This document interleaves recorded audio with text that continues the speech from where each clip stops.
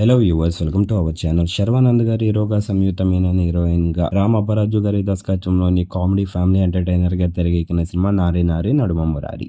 మరి సంక్రాంతి కానుకగా ఈ సినిమాని జాన్ 14న వరల్డ్ వైడ్గా గ్రాండ్గా రిలీజ్ చేశారు. ఈ సినిమా అనౌన్స్ చేసినప్పటి నుంచి ఈ సినిమా పైన భారీ హైప్ని క్రియేట్ చేసుకున్నారు.